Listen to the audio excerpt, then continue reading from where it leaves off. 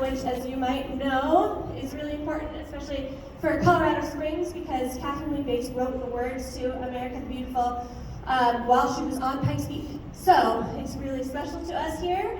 And so here is America the Beautiful.